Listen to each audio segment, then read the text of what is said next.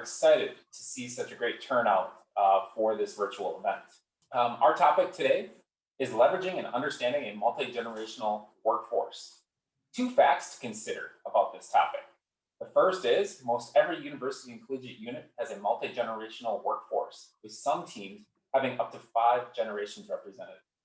The second fact is that there are roughly 80 million baby boomers, 45 million Generation X, and roughly 85 to 90 million millennials in the current US workforce. Combine that with the fact that the typical career longevity of university employees creates an environment that accentuates these generational trends. Our presenter today, Mark Sevenik, works in the university's Office of Human Resources as a human resource business partner and an employee relations consultant. Prior to joining the university in 2015, Mark worked in the insurance and financial services, manufacturing and healthcare industries, and has worked with employees in the US and from around the world. Mark's 20 years of HR experience includes organizational development, performance management, labor relations, workforce analysis, workspace safety, and so much more. Mark's interests outside of work include being outdoors, particularly in the Boundary Waters and visiting the Rocky Mountains, cooking to relax, and Mark is an inspiring skydiver. Without further ado, please join me in welcoming Mark. Thanks, Anthony, and welcome everybody to today's presentation on a multi-generational workforce. I'm happy to be in front of everybody remotely, virtually, to go through this presentation. This is a presentation that was originally delivered about 5 years ago, and it really talked about the multi-generational workforce. And as I was going through the presentation and getting ready for today, I saw some slides that I hope you find a little entertainment in as I move through the slides in a little while to see how much our work environment has changed and what different generations are looking for. And what I mean by that is when COVID hit last year and sent many people home to work and changed up our workforce, you will see how things have changed just in a few years. So if we can go to the next slide, please. So what is the presentation all about? And as Anthony was talking about, we have at the university 5 different generations in our workforce today. You have the traditionalists, boomers, Xers, millennials, and now Gen Z. And each of the generations are impacted by various local, regional, and world events that took place during the time of their generation, when their generation was the most prominent at the time. And we'll go through slides in a little bit that'll show some of the distinguishing factors between the different generations. And while we will be looking at how generations differ from each other, we're also going to be finding hopefully some similarities as well. So what we want to do is we want to understand what motivates this. And when the presentation was originally rolled out a few years ago, it was really geared towards an audience of supervisors, people leaders. And the way we want to look at the presentation today is how can all people benefit from understanding what it's like to be in a multi-generational workforce, not only as a people leader, but also as an individual contributor. But more recently, if you look at the issue, we have all these different people with different backgrounds working together now. Surprisingly, 6% of organizations believe that their managers, their leadership ranks, are equipped to lead a multi-generational workforce. Only 6%. So what that says is organizations across the country and around the world really have a lot more work to do to skill up leaders' capabilities in order to work with and lead a multi-generational workforce, since each generation has different dynamics about them. Next slide, please. So one of the things that is very common to hear when it comes to a multi-generational workforce is the conflicts. It seems to be human nature that there's conflicts. And if you look at some of the quotes that are on the PowerPoint slide here, it's not uncommon for managers, leaders to hear this. You know, this person's not committed to their job. They have a poor work ethic. They don't follow directions. They kind of go their own way. And I can't believe what they're wearing to work nowadays. And I think you can see some of that, how that's transformed even as how we used to have pre-COVID, people doing the tradition of reporting to work in mass, to what people have really become more relaxed to find what they can wear to work, but also finding employers finding out the work is still getting done.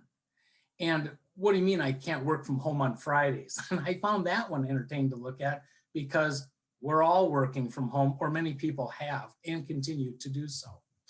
Next slide, please. So the challenge really is, what do you do with a multi-generational workforce? So managing the multi-generational workforce really is more of an art than it is a science. Younger workers want to make that quick impact, and older generations always look to the younger generations as not having the skill set, the experience, and trying really hard to force their way in or to make a big impact and a big splash. And the middle generations, they want to believe in the mission. So you can see the differences are starting to peel out already. They want to believe in the mission of the organization, of what that organization is doing, where it's going in the future. And the older employees, they don't like ambivalence. So from a managerial standpoint, it's your move. What are you going to do to manage a workforce with all these different dynamics where they all have different needs, different wants, things that they want differently out of the work that they've contracted with the employer to do? Next slide, please. So, secrets to managing a multi-generational workforce. And there'll be some handouts that we'll distribute after the presentation is done, both from an individual and managerial standpoint, to help people kind of capture some of the concepts being talked about here today, and also understand what do we do in managing people. So if you look at it, it feels like the perfect storm. How do you manage all these different dynamics and all these different demands of your workforce, regardless of how small or how large scale your workforce is, or the department you're heading up? It provides a unique opportunity to actually improve productivity if you can find a way to get these differences to come together and complement each other. So managers who create a respectful and open-minded environment should experience a lot more vibrant workplace and see a stronger bottom line, better productivity, better employee engagement, and so forth. Next slide, please. So let's get into a little bit more of the nitty-gritty. Generational characteristics. So there's various studies out there, but by and large, these are the years that are bracketed for each of the different generations. So if you look at the traditionalists, or we're also called the veterans, they were born 1922 to 1945, ending out World War II. And then the baby boomers came along after World War II. So they were 1946 until 1964. And then Gen X, 65 to 80. And then millennials, or the nexters, or Gen Y, they have many names. Nobody can settle on just one term, but they were born 1981 to 2000, and they're about 80 million. So there you have in that second row, 75, 78 million people. Gen X, there's a dip of about 50%. Gen X makes up only 45 million people. And then the millennials and so forth, 80 million. And if you look at the traits, and we'll get to Gen Z on the next slide, but we'll stay with this slide right now. Look at the different traits and characteristics, because you start to see the differences in the dynamics of these generations. As an example, traditionalists, or the veterans, conservative, very disciplined, very patriotic and loyal. Let's jump out to millennials. They're very confident. They're probably the most educated generation of all, very tolerant. They have grown up since day one with technology, so they are probably very tech savvy. But I think Gen Z is going to give them a run for their money. We can talk about some of the differences that Gen Z is going through. And then they're socially and politically conscious, and they really want that career growth mindset. So I want to stay here for just a little bit, give people a little bit of time to take a look at the traits and characteristics of the baby boomers and Gen X before we move on. So let's just sit here for a second. And hopefully you'll see some of the things. If you think about what year you were born, take a look at which generation you belong to, see if some of those resonate with you. Okay, let's go to the next slide, please. And then we have Gen Z, born 19, okay, that's a typo. That should be 2001, 1901. That's a typo, otherwise we'd be capturing everybody. But if you look at the traits of the Gen Z, they are even more multiculturally focused than any generation before them. They're like the tech natives. They grew up on technology. Their parents were introducing them to technology when they were just babies. They weren't like the millennials who started getting more experience in it in the school systems. They're very entrepreneurial. And if you think about it, if we can go back one slide, please. entrepreneurial gets into Gen X as well. So Gen X was very entrepreneurial. It skipped a generation with the millennials. One slide forward, please. But it resurfaces again. Now, Gen Z is even more independent, and the average tenure that a Gen Z person will stay with an organization that has yet to be determined. But if you go back to Generation X, it's anticipated they will have 5 to 6 employers throughout their working career. Millennials, it's even about double to triple of that. So we'll see what happens with Gen Z. Next slide, please. Okay, poll question. Let's have a little bit of fun here. So we're going to push out a poll to everybody, and it's going to ask the question, what generation do you belong to? So think about the year you were born. You only get one answer on this one. If anybody tries to answer more than once, you won't have that opportunity, but just click the box. Which generation do you belong to based upon the year you were born? And let's get a tally of who's in the audience today.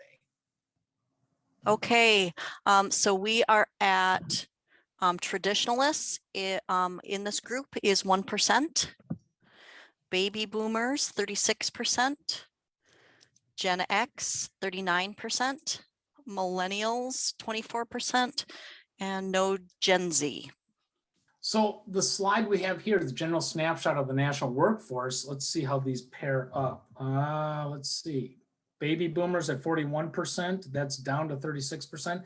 And that's probably attributable to the fact that each year approximately 1 million baby boomers retire. So that number of the yellow code for the baby boomers, that will in time go down as the red, and more significantly, the millennials, as they outnumber the Gen X by about double, will increase and overtake. Traditionalists 1% in, so nationally it's at 8%.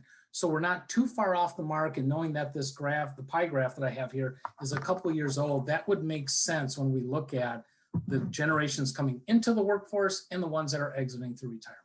Factoids. Okay, 65% of respondents to recent surveys say that generation gaps make it hard to get work done, and 24% of traditionalists, 30% of baby boomers, and over 60% of X said they feel their generation is viewed negatively. And the interesting point about that is people think that their generation is viewed negatively by the opposing generations. And if you think about that, everybody's viewing everybody else negatively, when in fact, once you get to the bottom line of the data, there's a lot more collaboration amongst the generations. It's just that self-perception that rolls out, that's communicated, that is felt, that comes across as negative, when in fact it's really, there's more partnership and collaboration going on, especially from a management standpoint, when managers learn to harness these differences and bring them together in the workforce. Okay, some more facts. I'll just pick on a couple of them here. 40% of Xers said having a mentor directly influenced their decision to stay in their current job. The importance of mentorship and having that connection with somebody who is of a different generation. Millennials ranked personal safety as their #1 workplace issue. It may be safe to say that given COVID and everything that everybody around the world has been experiencing throughout last year and even to today, personal safety remains high on everybody's priority list. Mark, we did have one question come in. Oh, okay. Someone's asking about the data being shared, given that some of it is almost 20 years old, and has the data shifted? Yep. So I looked at some of the more recent research. The dynamics really have not changed all that much. There's very insignificant moves. And when we'll get to this in a couple of slides. It's interesting how where there appears to be, when you first hear about this topic, a lot of differences amongst people. But as you look at how things progress over time, these start to blend together in shared values or how people change and evolve over time. Younger people willing to take more risks and so forth. Older workers, as they near retirement, become more conservative, but as those younger workers continue to move through their lifespan and get to midlife and then closer to the retirement ages, while they may retain the vast majority of their values, some of them may become more conservative as they begin to enter that phase of end of career and or the retirement years? I'm seeing, okay. I'm seeing some comments popping up, so I'll try to stay on point, and we'll try to get at the questions coming in when we get done with the presentation in a little bit in the Q&A session. Okay, is that fair enough? All right. Changing of the guard. So, if you look at this, this is what, 8-9 years old, but at age disparities in the office are perhaps more diverse now than they've ever been. And when this study was first done, we clearly had 4 solid generations in the workforce. The Gen Z coming in, making it the 5th, doesn't really take the issue away. So we're seeing more of this as we see people retiring out of the workforce and the younger generations in. You get this mix where you see 30-year-olds, and in some cases in different industries or companies, 20-year-olds who are managing 50 or 60-year-old workers, or the reverse of that. If you look at really good partnership and workforces with mentorship, you have your more experienced workforce mentoring your newer workforce. So that's what that really gets at. And if you look at it on a sliding scale, it's not uncommon to see organizations doing this, partnering up and finding ways to get the different generations to work together. And mentorship is just one platform by which you can do that. Next slide, please. Okay, evolution of generational facts. So baby boomers really, by and large, prefer that face-to-face communication over what millennials look for. And millennials, because they're more tech savvy, they like the email, the texting, and over what the baby boomers would look for. And if you look at all the onset of technological advances and the way that we can communicate back and forth, each generation has to learn a way to harness that and make use of that. But the purpose here is just understanding, generally speaking, it doesn't always speak true for every person, how employees like to get communication. And when you're communicating things, say big initiatives or change issues or important events, there can never be a shortage of communication. And it's really good to do it in multiple medias so that you're hitting all different brackets of people who look at communication from different vantage points or like to get it in, and different ways to communicate also reinforces the messaging across your workforce. Baby boomers and millennials find little value in phones for communication over face-to-face. And if you look at this, baby boomers believe that staying in the job is more important, whereas compared to Gen X and millennials, who have less adverse reaction to moving employment around, going from one employer to the next. Next slide, please. So questions to think about. When this presentation was originally done, it was really meant for the audience at the time when it was presented for people leaders. So the questions are really geared towards them, but as individuals, you can think about it as well. What motivates the employees at work or at home? What influences employee decisions? And this is where those one-on-one communications between supervisor, people leader, and their employees, their workforce, really comes into play so that the people leaders understand the workforce and how to get the best work out of them and how to make sure that they're hitting it in all strides across the workforce. So, and if you look at the third bullet point, this is actually an employee engagement survey that'll be rolling out later this year. There's a question in there about work-life balance. And the thing to keep in mind about that is something that can change in time. Work-life balance, why it has more meaning for the younger generations, it can also change as somebody goes through life events. So an example that I worked on a couple of years ago, working with an employee, and their work-life balance was really about, getting enjoyment out of work and coming to work and so forth and so on, until they had a major health life event. Their priorities shifted dramatically to their priority now becoming the employee benefits, because they had to make use of the healthcare system. So for managers out there who may be listening, understand that when you get your employee engagement survey and you look at the outcome of that and the data on work-life balance, understand that's not stagnant, and checking in throughout the year, or when employees have significant events, understand that what employees look for and how they define work-life balance can change. And then the last bullet point, how can you incorporate these insights as you're interacting with the workforce or as employees interact with each other? how the organization operates. There may need to be changes that come down the road. Next slide, please. Okay, so I believe this will be one of the handouts, and this gets into a little bit more breakout of the different generations. I apologize that we don't have all the detail on this for Gen Z, but you can see for each of across the top, the different generations, but down on the left-hand side, where these different generations see things, from how they perceive education, career goals, rewards, how they like to get feedback, training preferences. As an example, the traditionalists typically didn't see high value in training, but as you get into the younger generations, millennials and Gen Z, it's a given that there's always going to be training and re-education and continuing to hone things. So the differences, will change with time, but each generation, because of how they were raised, also has a big impact and influence on what they're looking for in the workforce. Next slide, please. And then this is just a continuation of the previous slide. The work ethic and core values. Leadership is an interesting one. Traditionalists, managers keep distance from staff. They're directive, command and control, and influenced by a military model. Whereas if you look at, say, Gen X, let's pick on them for a second. Everyone's treated the same, and challenging others is a norm. They ask why a lot. And then you go to millennials, they really look at their managers to act as more like peers. They don't see the hierarchy, as opposed to more of a flat organization view on things. So when people can understand some of these differences, that will help them understand some of the techniques, tools that they need to employ in leading the workforce that they have in front of them. Next slide, please.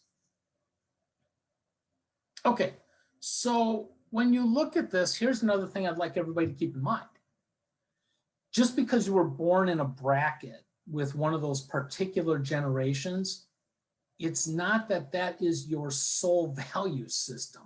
In fact, the research has shown that people that are born and raised and exposed to other generations can take on some of the value systems of different generations. For example, Gen X people who were born at the front end of the Gen X years, they're close enough to the baby boomer generation and have been around those people.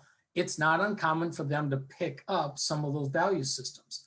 From a cultural standpoint, and this is where you get into more of how the diverse workforce can have impact in the communities that people come from, they may have very intrinsic and embedded value systems in their communities that the person takes on, which may not exactly line up with what that specific generation's value systems are.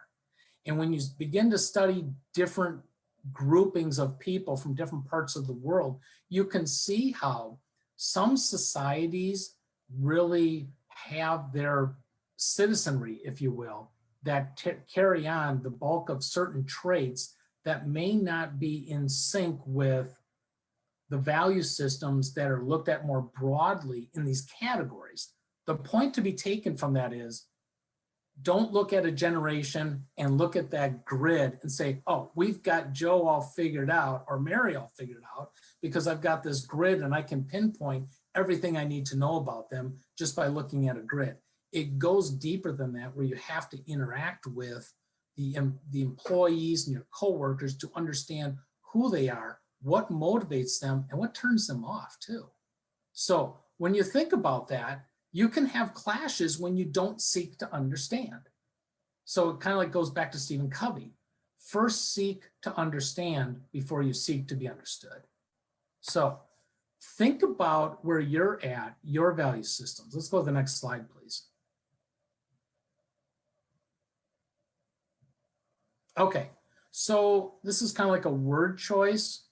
And we've got, and Monica, if you need to jump in and help with the directions here, there's a link in the chat where you can add in one or two words you would use to describe working with somebody, either here at the university or somewhere else you've been, who's from a different generation, and just go ahead and plug those in and we'll see it start to populate and see what people reveal as to what it's like to work with somebody from a different generation.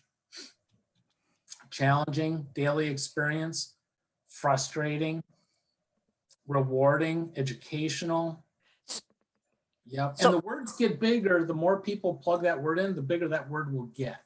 So please go ahead and click on the link for the word for the Mentimeter, and you can put your words in there, and it'll change as people put in their words. Hopefully everybody's seeing this. It's growing quite a bit, but frustrating, interesting, and challenging still are number 1, 2, 3. We'll keep this poll open for just a little bit longer to give people an opportunity to put answers in there. Slow paced. Contemplative. It's necessary. It's annoying. Misalignment. Difficult. Trying. Opportunity. Eye-opening. Okay. Let's keep this poll open for just a little bit more and then we'll kind of close it out. Very rewarding, confusing, keeps me on my toes, flexibility. All right, let's work on closing out the poll. But take a look at this. This is interesting. So what all of you are expressing is in alignment with what the research has been finding over the years. There's a lot of frustration out there when you get multiple generations working with each other because they have different value systems. They approach and look at work differently. They have to work together because you're paired up with people who have been working with an organization their entire time or just got hired and they're trying to figure out the organization, trying to figure out their coworkers.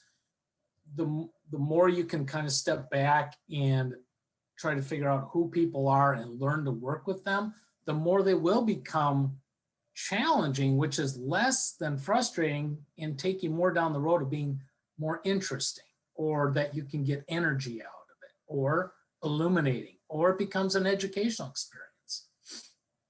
And when I say that, I don't mean that the younger generations always look to the older generations for all the insights and everything, although they are kind of like the institutional historians of organizations and know a lot of what's been going on and so forth and so on. The older generations also look to the younger generations to learn from. They can feed off of that energy.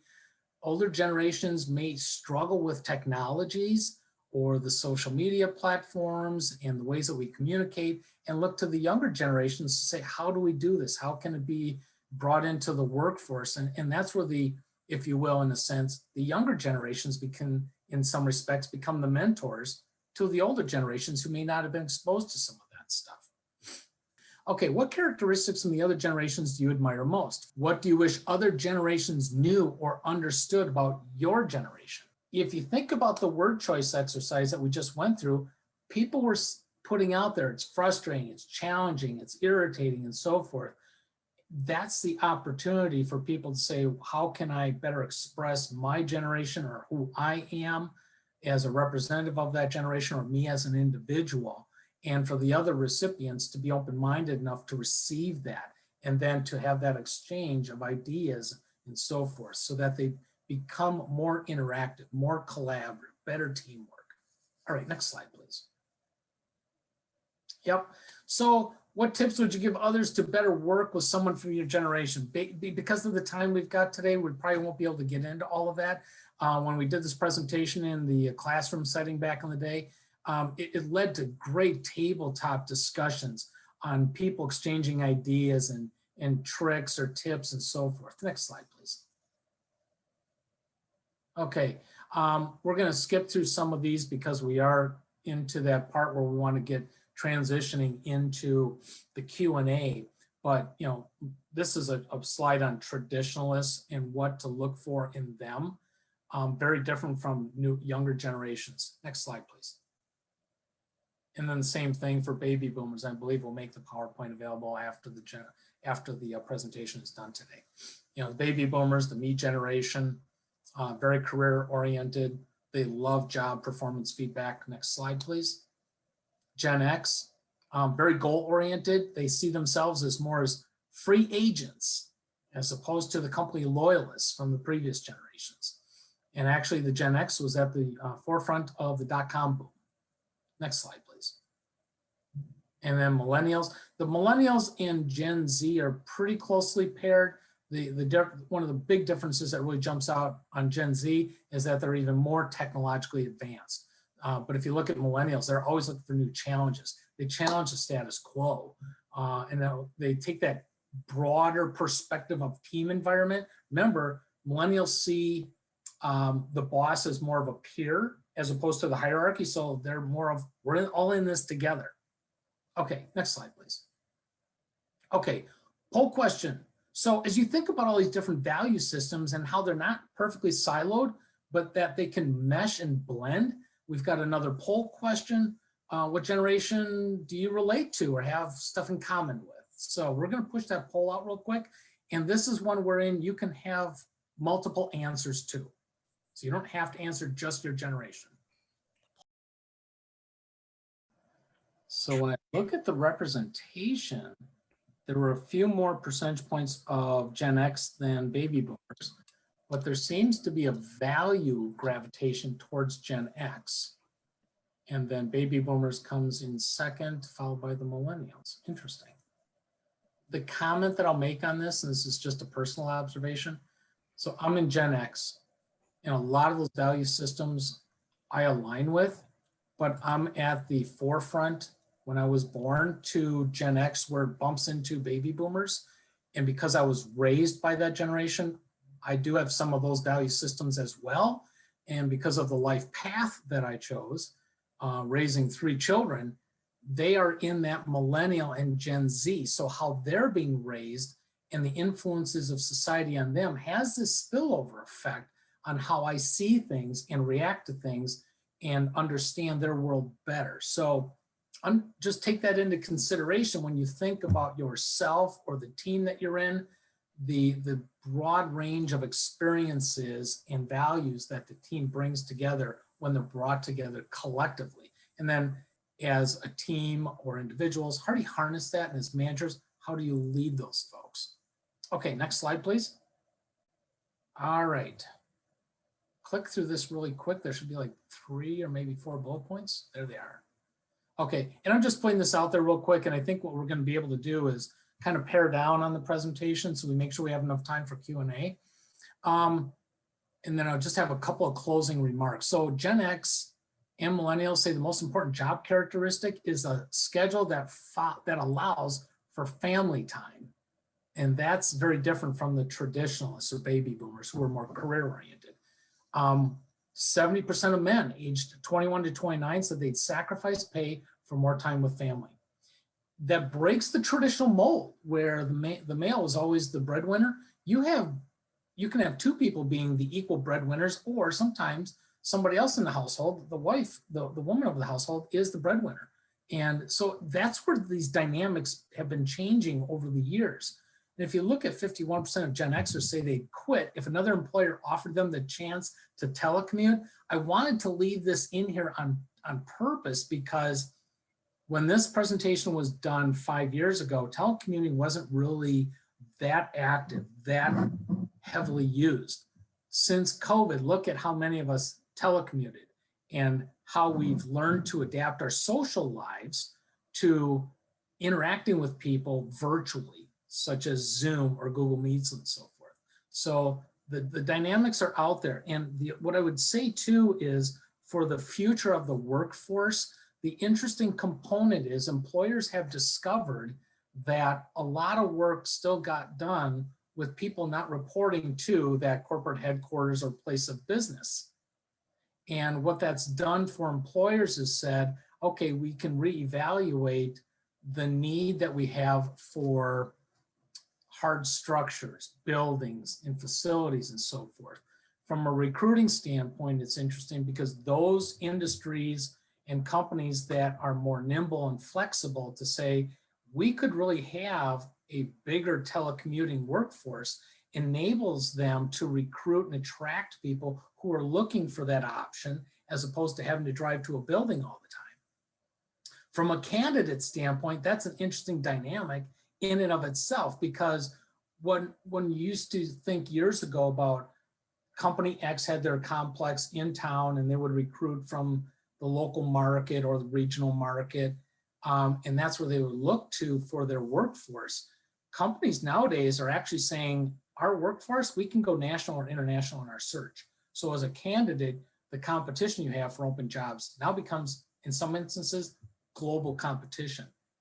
So, and then I think about Elon Musk in a video that I watched of him recently. He talks about the change and evolution of work, how AI is coming online, even more so than ever before. Technology will, in his eyes, continue to be able to replicate and do work that humans otherwise did. These are the changing landscape horizon issues that leaders of organizations, companies, and so forth are looking at to see what is on the horizon that we should be thinking about for the future workforce, and what impact does that have on the workforce down the road one day if there's continued increased reliance on technology to get various work products done, as opposed to it being manual labor all the time. So I want to kind of wrap it up at that point. And what I want to do in the time we have left is kind of work with the panelists, and there's a lot of feedback in the chat. Let's start getting into Q&A and answer questions that people have. Thank you for your time, and I'm looking forward to the questions here. So Monica, I think you're going to lead the panelists in going into Q&A. Yeah, the first question was with regard perhaps to pages 9 and 10 in the presentation. It's with the generational factoid slides. Yep. The first slide, the footer is indicating the year 2001, and then that second slide says 2010. Mm-hmm. That's a typo. That's a typo. Okay. Sorry. Very good. Nope, that's okay. Somebody commented that when she attended, or when they attended a similar session a few years back, sitting side by side with a millennial, he pointed out that some of the differences are simply related to the different stages in life. And that's something to consider.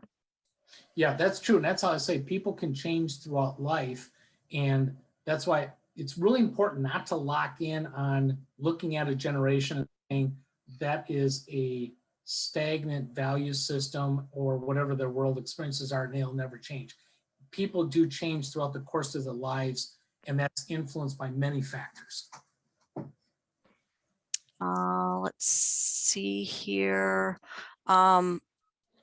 Another comment was, I see a lot of frustration with younger generations and their seeming lack of commitment to jobs and job hopping. However, when I was first working, I was encouraged by mentors not to stay in a starting position for more than 2 years.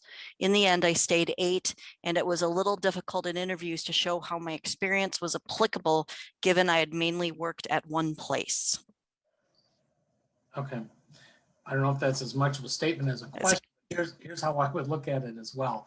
It becomes the finesse in an interview to help the interviewer understand your background. And if you stay at an employer for a longer period of time, since it's viewed that a richer work experience will have different employers, people who stay at one employer, if they're able to demonstrate commitment to the organization. So that's a big selling point. But if they've also held different roles at 1 or 2 employers, that's a selling point in and of itself. All right. Next question, and this one has been bumped up several times here. As a millennial, I often challenge the status quo, like you mentioned, but I often find when I want to challenge something to make things go faster or easier for my department, I often offend older generations. I often think they think I'm attacking how they've been doing it for years. Any tips for communicating ideas without offending my older colleagues?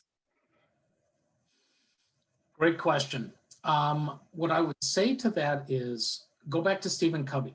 Seek to understand before you seek to be understood. So what Stephen Covey talked about in his Principles of Success, when we use that quote, rather than saying, why can't we do it this way? Why do you folks do it that way? Say, why have we been doing that? Come from a position of curiosity and asking questions, because that can help you understand why things have been or are the way they are. And then when you seek partnership with people of different generations, to say, I've got an idea here.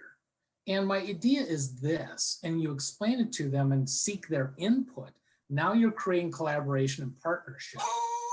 That comes off as a lot less offensive than somebody coming in like a bulldozer saying, you should be doing it this way. I don't know why you've been doing it that way for so long. Sorry, I had to get, oh, my dog is barking. Can somebody else from the panelists ask a question, please? Hi, Mark. This is Nan Thurston.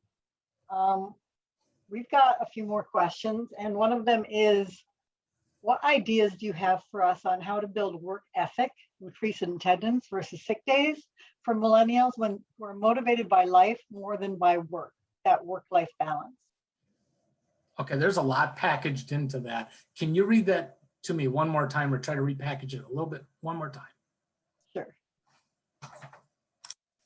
Hold on just a sec. Yep. I have to find it again. What ideas do you have for us on how to build the work ethic, increase attendance versus sick days for millennials who are motivated by life more than by work, finding that work-life balance? Yeah, okay. So, yeah, Gen X kind of started this predicament as they were looking for a little bit more work-life balance, but not to the level of millennials or Gen Z.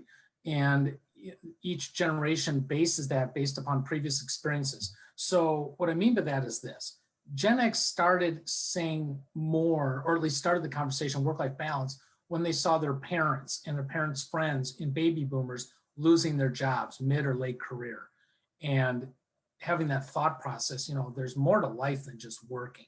And a lot of people share that sentiment. So when you talk about building the work ethics and how to get at that, there's different movements going on with different pockets of people. Some people say, I'm interested in a 4-day work week. I don't want to be full-time working Monday through Friday, or they may seek flex hours. And I think we'll be seeing the university talking more about that as we look at a return to campus life.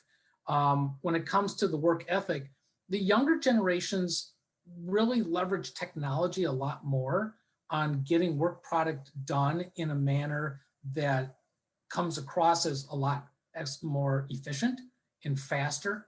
And that's how you can demonstrate work ethic and value based upon work being done, as opposed to the traditional way that older generations may have been used to, as punching a clock and putting in the hours. I hope that helps a little bit. I'm going back to some earlier questions. There's been a lot coming in. So one of the questions is, do you think the university is nimble enough to make some of the changes you are outlining? Even though there is change being discussed all the time, will the underlying systems change? For instance, changing the job to fit the person, letting lots of people telecommute. I lost that last part. Did you say the last one was telecommuting? Yes. Okay, yep. So if you look at the slides that I used, and they go back, I think it's about 5.5 years. That's when the concept of, can we telecommute was being put out there, and the university really didn't do a lot with that. COVID really turned everything upside down for the whole world on that issue. And companies and organizations around the world, like I said, recognized we can get work done and not everybody has to be here or be here all the time. So I think that was like a big catapult movement for all organizations, but including the University of Minnesota, to say, when we resume to as much scaling up of activity of working on campus, what does that look like? And I think you're going, and there's a project team that's working on that. And they are going to be introducing that and rolling that out to leadership across the organization so that that can be distributed across the university organization, asking colleges, units, departments to take a look at how the work gets done and how does the future of work, what can it look like in your area? So I think that is there. I think that the university is not alone in a lot of its culture, if you will, and how things were being done, but sometimes change is something that we can initiate and help get along. Sometimes it comes right at us like COVID did and really turn things upside down. It's how we respond and react to that, which really becomes the driver of the organization's future engagement and culture. Another one we have that's been upvoted quite a bit is as a supervisor, I have noticed that some millennials feel it's okay to say no when something is asked of their superiors. I've seen this happen in other areas as well. In my generation, we would find this as insubordinate behavior. How best do we as supervisors approach this? Yeah, that's a common question. So, and it's kind of typical of younger generations. And I don't know if the no is really a no, I don't want to do it, or no, because they don't understand, and or a combination of this is a part of them needing to understand this is a part of your job. So you don't get to cherry pick what you like and don't like. You have to make sure when you bring people on board and hire them, and as you work with them during their career, that they understand the whole job. And that's something that would be reinforced in regular one-on-ones. It's something that can take place in staff meetings. Annual performance reviews can capture that as well. Really, if somebody's saying no, I think it's incumbent upon the supervisor to understand, why are they saying no? Is it just they're being stubborn and don't want to do it? Well, then you have to help them understand it's a part of the job. Or is there some missing component that the employee doesn't understand that you can help them get to? Another one that's been upvoted, it seems like sometimes millennials are blunt in their communication to older employees. It might be from their confidence or overconfidence, but there does not seem to be any respect for authority, which as a baby boomer feels insubordinate. Did we answer this one already? No, feels insubordinate. Should this be addressed? And if yes, how in a constructive conversation? Or should the baby boomer just get used to being considered a peer? What I would say is this, and when you get into the study of different generations, the older generations always perceive the newer generations as coming across much like what was described, and not knowing knowing the work, and don't have the experience. They have all the energy and drive. But as the younger generations move on in their careers and phase in, and more generations come behind them, they mature through their career.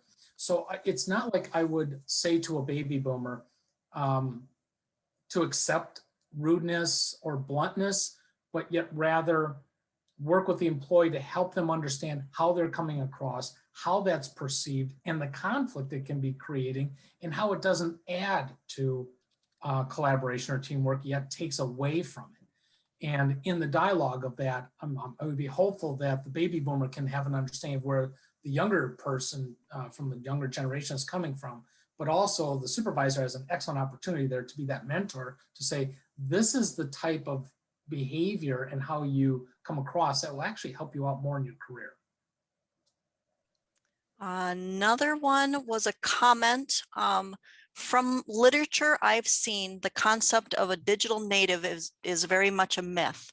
Some younger people might be more comfortable with technology, but it doesn't mean they know how to use it or critically engage with it. I would say there's some truth to that. It's how do we leverage technology, which is the big issue. The other thing with that, and there's another article I wasn't able to embed in here, but it's out there. It's interesting how the younger generation, so we get into Generation Z, they are actually coming back into the work, they're coming into the workforce with more traditionalist values. And one of the reasons that's speculated in the research is because they've looked at the few generations ahead of them and seen the missteps or the issues that they've found themselves in on how they approach life and work. And they're actually coming in with a little more traditional values. So it's kind of like a leapfrog forward to grab those values of the Great War generation and bringing them back and reinserting. So it just goes to prove that things can be very fluid. I Hi, think Margaret. Sorry, go there's, ahead. there's another question. Seems like Gen Z has a true ability, even willingness and desire to multitask. This is not something this Gen Zer can do. Have you seen this? I'm looking forward to a way to relate. And I also just want to say that I also have this problem and realize the older I get, the harder it is to multitask. So is the question, have I seen this before and what should be said to the Gen Z who thinks that they can multitask when they can't? It says a way to relate, but however, I guess you interpret it. Okay, so multitasking is one of those things that a few of the generations say that they can do, and each younger generation said that they can do it better. But there's also a body of research out there that says you can only focus your attention on one thing at a time. Now, you may have different things going on, but you can only really focus your attention on really well one thing at a time. And when you're doing that, the other things are on the sidelines. So if you're experiencing somebody who's trying to multitask and it's not going well because work's not getting done, projects aren't getting done, or they're just not paying attention to things that they should be, that's an opportunity to sit down with the person and help them understand. They may not have that self-awareness that that's going on.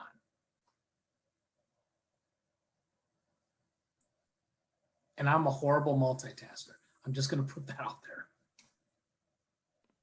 We have 6 minutes left. We'll try to get through some of these questions. If we have some more questions that come through, Mark, would you be able to answer them offline and we provide a document of these remaining questions? That'd be fine. Excellent. I just saw one that came through that said they saw student workers who don't know how to turn a computer on. It's interesting because I almost wish we had time for that video on the stuff that millennials say at work. There can be technological gaps, and I don't know if this is what that person meant, but they may not understand. You actually have to push the button all the way in to start a computer. It's kind of like the video. I'm sure many people have seen it now. You take millennials and you put an old rotary dial phone in front of them, and they're punching it, trying to make it work, not realizing you actually have to turn the rotary dial. And it just shows you the differences of generations. They may not always relate to the cutting edge technology of previous generations. Another question is, why would employers hire younger, inexperienced people rather than keep the experienced older employee who is more likely to increase performance, as there will be no training period or lack of longevity in the job compared to the younger employee? Older workers ask that question all the time. You're willing to hire somebody newer, younger, who doesn't understand it or doesn't have the experience that I do. And hiring managers face that question all the time. It's nothing new. And this is where leveraging a multi-generational workforce is important. This is where succession planning comes in. So you have that transition of knowledge and experience from one generation to the next. So you're not losing that institutional capital that leaves if you do nothing to harness it when that employee retires or leaves the organization. Let's see here. One question came through. Why don't the younger generations take value in history? History can help determine how to move forward. Yeah, that's a great question. You know, it gets to that quote. I'm probably not going to have it perfect, but those who ignore history are doomed to repeat it. And it is one of those where organizations face this. And it's not just, I don't know if the reference to history is world history or national history or history of the organization or whatnot, but it's just something that happens. And maybe it's because people would rather learn and experience their own history as opposed to being taught, because once you're taught something, there may be that sensation or feeling like I have to do that because I was told that's how it was done, when in fact the younger people they tend to be more pushback, questioning authority. Some people have used the word rebellious, but as you watch the young generations move through their lives and so forth, they become less and less of that as they move through and experience what I call life and life's experiences. And there's valuable teaching in that as well.